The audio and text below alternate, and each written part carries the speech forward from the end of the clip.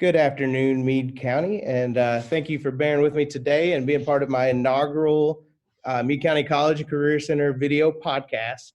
I'm very lucky today to have the Director of the Chamber of Commerce, Ms. Annie Hamilton, with me, and then the relatively new Superintendent, Dr. Mark Martin, with me. So I appreciate you all taking time out of your day. I know you're both super busy right now. School just started. We're trying to figure out how to deal with COVID in the business community, in the school community. Everything's a bit of a mess, but I think that a virtual conversation with stakeholders is so important for not only our school, but also for the community as a whole. So basically the way this format will work, I'm gonna have guests on the show and I will ask them a series of questions. Some are serious, some are not so serious. So hopefully we'll have a little fun and a chance to get to know people in our community, maybe in a way you didn't know them before. So without further ado, let's just kind of jump into it. So this question's for Annie, and it's very chamber related. So can you tell us a little bit about the local economy right now, and what is the latest news from the perspective of the chamber? Well, actually, we are very fortunate in Meade County that we're doing better. With the transition into e-commerce, with the transition into curbside service, with the ability to be able to do things smart, we were able to not only retain a lot of our local economy, but grow it in the last 6 months. And with everything new coming in and us building on a stable relationship and building on a stable platform with COVID, it's really great in Meade County right now. That's great news to hear. I think, obviously you hear all the dire warnings about the economy, but it's great to hear that our little bubble, we still got a lot of optimism here as far as the economics of it. So that's great news. Dr. Martin, you're relatively new to the seat of superintendent. Have you thought about how you would like Meade County Schools to engage with the business community? First, Nick, I appreciate you having me now. Opportunity to come to the community.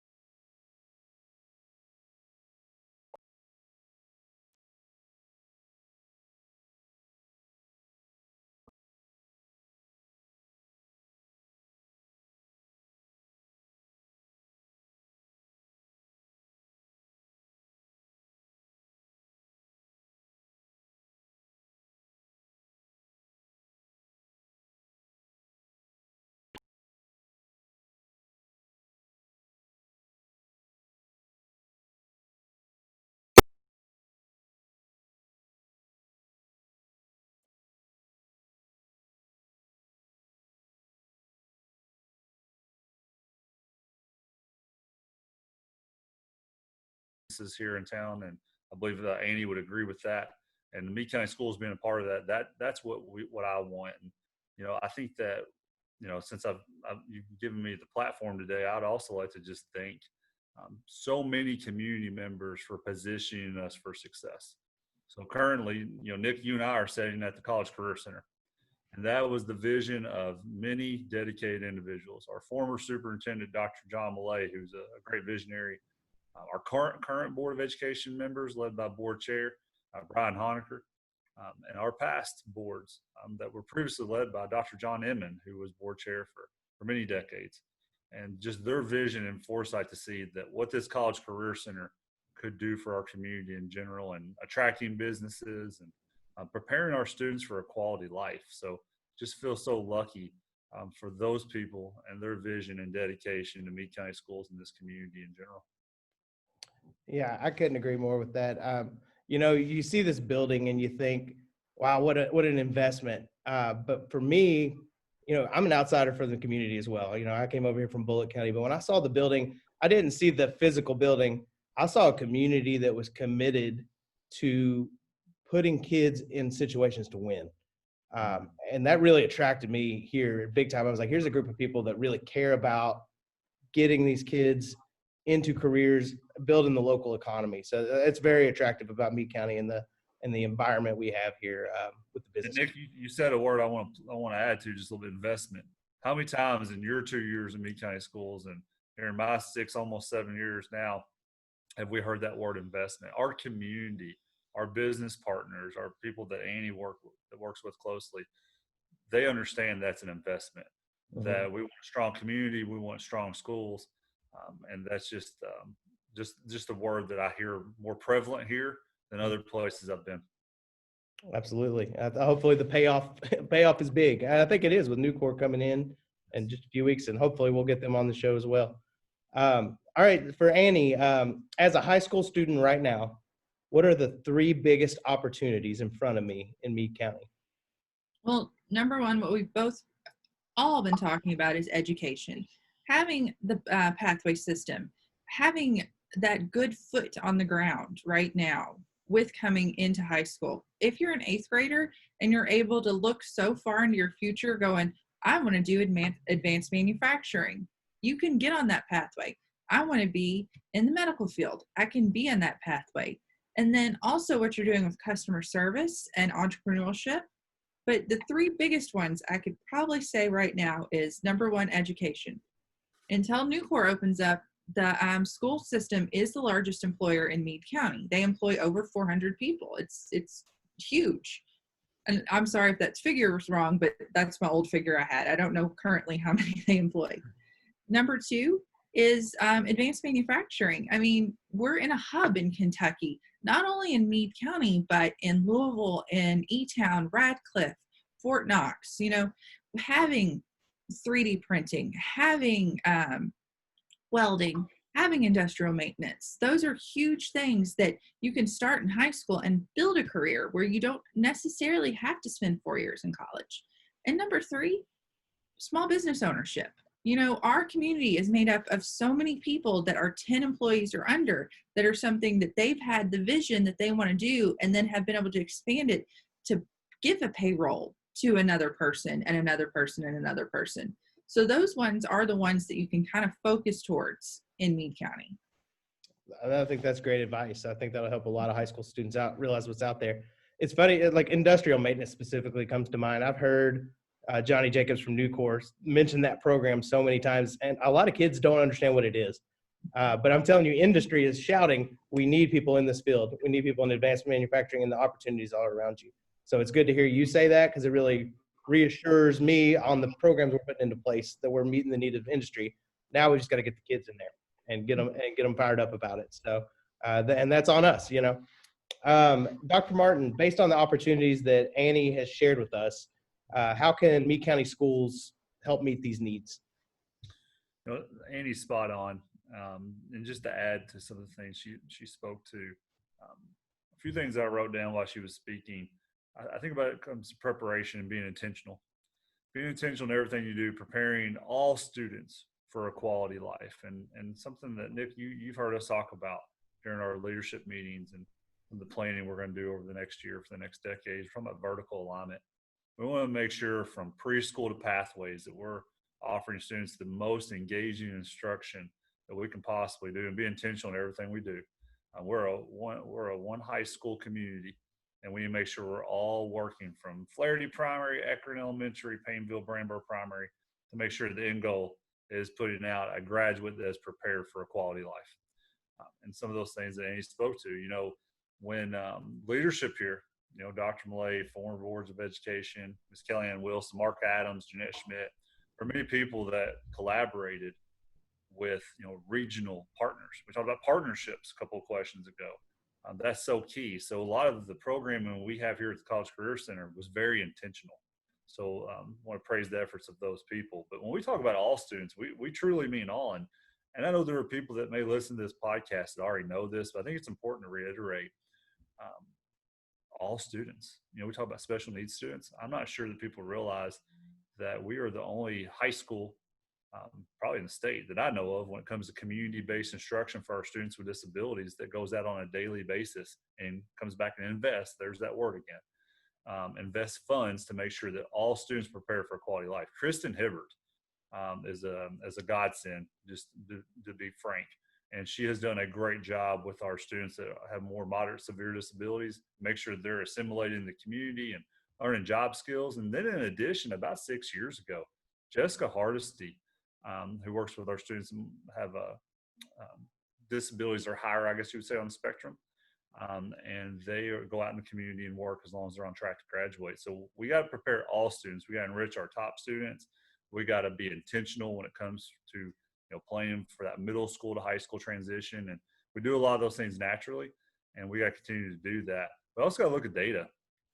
And one thing we need to do over this next decade is we have these new pathways that have been placed or revamped, let's say, over the past few years. We need to make sure that what does that look like when they're 3 years out of high school, 5 years out of high school. So if we have somebody that was an allied health pathway here in Meade County schools, did they go on to remain in the health field? Did they become a nurse? Did they become the nurse practitioner? What are our graduates doing? And how do we get that data, that anecdotal data as well, not just that quantitative data, but where's that qualitative, that anecdotal data that tells us about their experience in here, what prepared them for college, what prepared them for that career, and what could we do better? We're always in a growth mindset here. So I think over the next decade, that's going to be really important data to derive and to go back and check with our graduates on. I think soft skills, when I talk to people in the community, what work ethic, type skills, soft skills are you promoting from really not just your high school, but how can we promote that from a young age, that perseverance, working through adversity, showing up on time. When I talk to people in the community about what do you need an employer, well, I need them to show up and be accountable. How can we make sure from our primary levels all the way to high school that when we're talking about our pillars of success, it could be people, it could be accountability. So we got to make sure we're intentional there. And then I think finally, as I wrap that up, I know I've gone into it a little more than you probably wanted, but I think it comes back to branding and recruitment. I think that we talked about investment earlier in our school system. We want to make sure when there is a family that's contemplating a life decision about where do I want to settle down, what do I want out of the school system, I really truly believe it comes down to a couple of simple things: great, engaging academic experiences and student opportunities, your co-curriculars, your extracurriculars like band, your athletics, and then programs like we're talking about today. How can you prepare my child for a quality life? So I think it's important to have a vision. It's important to build that structure and those aligned opportunities. But finally, you got to brand it. And we got to make sure we're telling our stories so no one else is doing it for us. And whether that's through social media, whether that's through opportunities like what we're discussing today, we've got to make sure this is the place that those families that are moving to our area, military families, new Corps families, we want them buying property in Meade County. We don't want them buying property in Jefferson County and Hardin County. We want this to be their home. So the school system needs to be the best version of itself so we can work together with our community to be the best Meade County we can be. I love that. There's so much to that. It honestly hits home for me as someone who just brought my first grader over here to Meade County. I feel that very deeply. So, and I think we just got to. Sorry, the Griffin's here. He's a cute boy too. I like meeting him this week. Well, thank you. I appreciate that. I think you guys have already kind of hit on question number 5 here, but if you just had one more piece of advice to give to a high school junior or senior right now, what would it be? Let me start on that. I am fortunate and I have a job that I worked in DECA with. I went to the state DECA level for travel and tourism, did those tests. You actually do learn very valuable skills that you're going to transition in your life with, for the clubs, for the classes, for things you take. Take time and look at those and figure out what you enjoy, because I would have never thought through my years in college and early in my career that I would go back to what I did in high school and end up making that a career. And now I'm the head of tourism along with the chamber director in Meade County.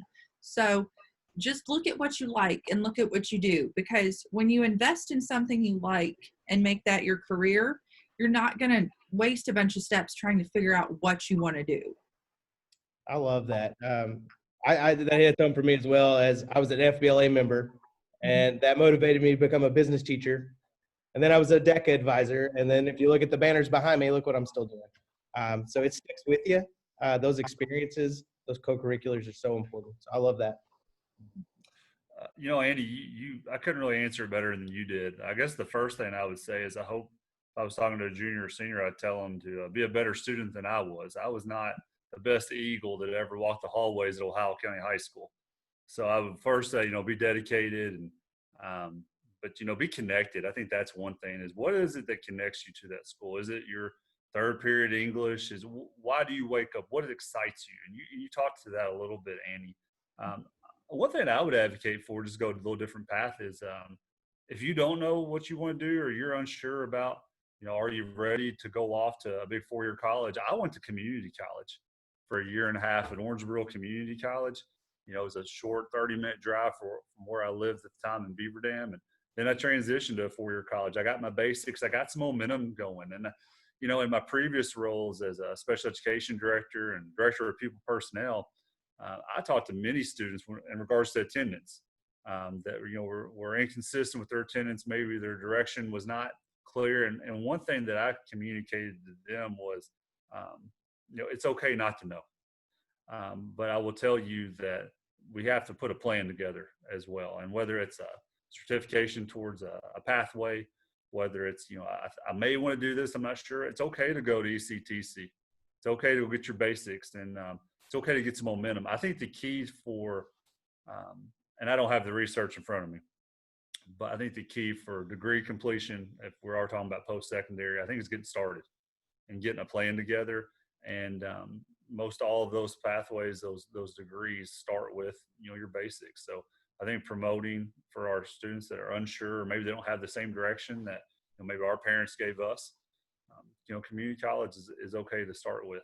And if you're, it's okay also if you're going to Western or University of Louisville, wherever it may be, it's okay to make those adjustments, but let's have just a little bit of an idea. And, I think what I tell our soon to be graduates when I sit down with them one-on-one, and I was having those meetings I was alluding to in regards to attendance, or maybe grade recovery, is that first semester is huge.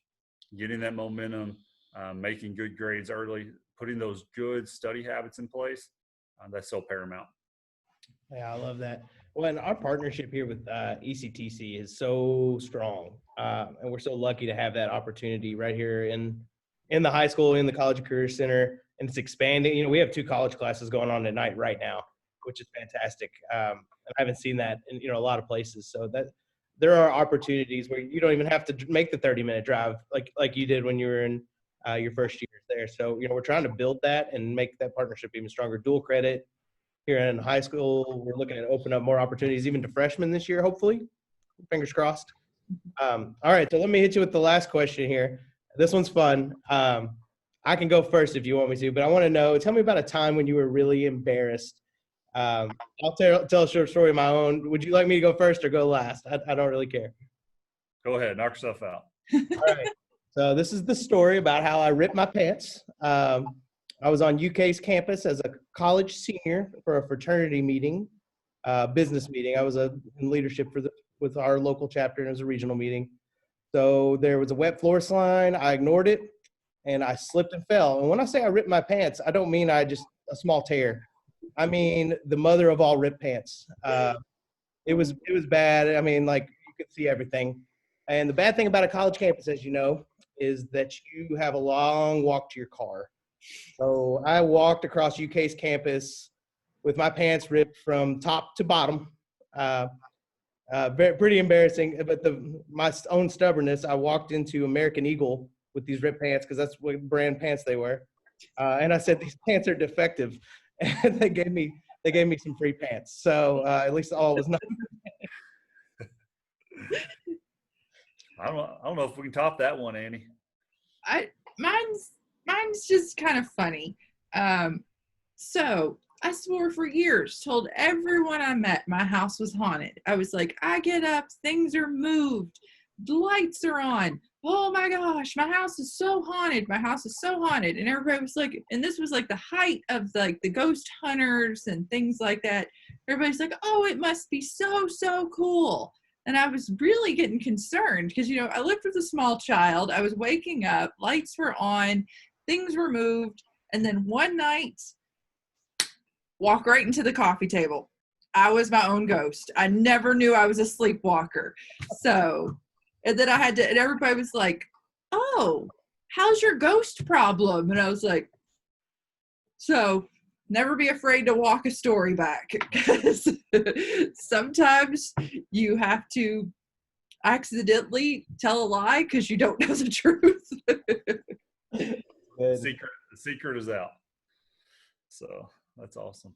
Um, I've got too many, so I'll have to think of a quick one here. I've been embarrassed many a times, but one of my first jobs when I was 18, well, I was a young coach. When I graduated, I coached at Ohio County High School for 4 years, and drove back and forth, like I said, to community college and then eventually Western Kentucky University from Beaver Dam to Bowling Green. But one of my first jobs that my head coach got me involved with was he knew somebody at Don Moore Automotive. And Don Moore is a large car dealership based out of Owensboro. They also have a Hartford, Kentucky, which is also in Ohio County. They have a Hartford, Kentucky dealership that's right on 231. So I had a minimum wage job for summers, and sometime during the school year, basically I was an errand boy. I would wash cars on the lot. I would detail cars. I would run to Owensboro, Nashville, other places to get new vehicles, used vehicles. And there was a day within my first week that I was filling up vehicles, and at the Southern States gas station there in Hartford, right down from the station. And I'd probably filled up 10 vehicles that day, getting ready to show, to be driven, or just maintenance type work. And probably my last vehicle of the afternoon was a little Chevy vehicle. And about halfway through filling it up, I realized that I was putting diesel in a vehicle that I was not supposed to. Oh no. I did have the awareness not to start the vehicle because I knew I was smart enough to know that would be a bad move. So I called the station and I told them what I did. And there was this little gentleman named Terry that came down there. He always had a cigarette hanging out the end of his mouth. And he was not the most warm guy, but he did like me. And he said, "What happened there, Diesel?" And that became my nickname. So there are still people. And it was funny because the whole and I can take a joke pretty good. I got pretty thick skin. So my next 2-3 years that I worked there, that was my nickname from all the mechanics, from all the car salesmen. And, I just laugh along with them. And I met my wife about 4 years later, and we were in Owensboro somewhere and ran into someone that I worked with previously from Don Moore there in Hartford. And they said, "What's up there, Diesel?" And I had to explain that story to my wife. So anytime I go back home, I'm likely to run into somebody that may call me that. So, but anytime I fill up the gas tank from here on out, believe me, I take a second look. That's great. Oh, thank you all for sharing those stories. I hope that brings a little bit of your personality out to the community and to the students, and I know they're going to appreciate that. My automotive kids will eat that one up with the spoon for sure. So thank you for sharing. I really appreciate you all coming on today and being part of my experiment. I think it went well. We'll see how the final product looks, but like I said, thank you for coming on, and I guess that's a wrap. Hey, had fun, Nick. Appreciate the opportunity. Andy, it was good seeing you, and I hope you have a good weekend. Thank you, guys.